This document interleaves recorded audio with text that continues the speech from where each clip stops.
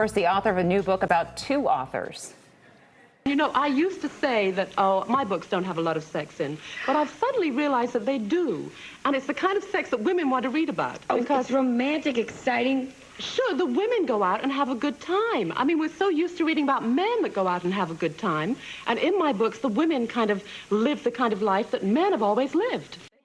She's one of best-selling romance novelists in history, selling more than 500 million books. Jackie Collins, along with another top romance author, Jacqueline Susann, were groundbreakers in the genre. Both women fought for recognition and critical acceptance in the male-dominated publishing world of the 1960s. Author Jill Paul has a new book about them. Scandalous Women, a novel of Jackie Collins and Jacqueline Susann. And she joins us this morning. Good morning. Hi, how are you? Good to have you with us. Obviously, in the context of that time, this was sort of scandalous and, oh my goodness, what are they doing? But obviously, some publishers said yes. To me, I wonder, that's almost like a great story, too. Who said yes and why? Who said yes to Jacqueline Susann, do you mean? Yeah, well, there's a story there because publishing was very much an elitist boys' club in the 1960s. You know, the decision makers were all male. And the critics were all male. And she offered her book to Bernie Geist, publisher at the time, and he was going to turn it down. But instead, he got his wife, Darlene, to read it. And Darlene was like, Bernie, you have to publish this. This is great. This is going to sell and sell. And he did. And it was the biggest seller that he ever had in his company. 31 million copies she sold of Valley of the Dolls. When you read Valley of the Dolls, it's pill use and sex and, things that maybe are not so revolutionary now, but at the time I can't imagine. What did Jacqueline Susann face immediately after that? Was there a significant backlash? Huge backlash. And it's really hard to understand today because it's that, her sex scenes are not explicit in the way that we're used to now. But she did have women that stood up for themselves in their careers, in their love lives. And she got backlash from the critics, first of all. They were vile to her.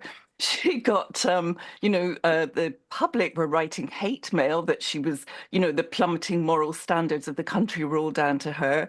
She got the feminists turned against her. She wasn't standing up for the sisterhood. And even fellow authors used to attack them. Jacqueline Susann, both of them, in fact, could really stand up for themselves on chat shows. They were hilarious. One of the first things I did was go through and look at as many clips I could find of them. And they are just, always ready for battle, but with great dignity, defending their art as entertainment and escapist. One of my favorite chat shows, romantic novelist Barbara Cartland appeared with Jackie Collins and accused her of being responsible for all the perverts in Britain and the child abuse too. Oh, wow. Wow. And Jackie just keeps her composure and, answers back and says, well, that wasn't my intention.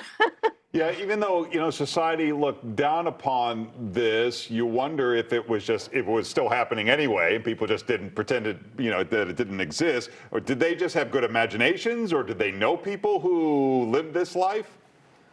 They did. Both of them had been actresses, B-movie actresses before. And of course, Jackie's sister, Joan Collins, was quite a famous Hollywood actress at the time. And so they knew that world. They were writing about worlds that they knew. And they had friends of theirs were playing bit parts in their novels. They used to use real people and disguise them. And then you could have this guessing game of figuring out who was supposed to be whom in it. I imagine the women were competitors, but at the same time, I was curious if there was any friendship there, any sort of conversation between the two women.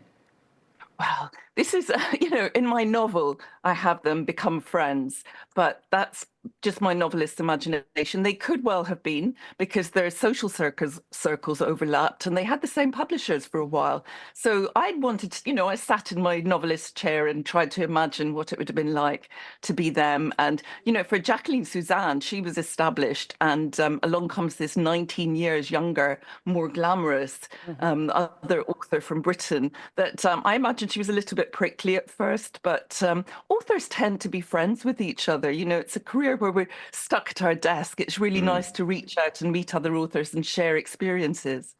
Where did we see the biggest impact of that success in other forms of media or society?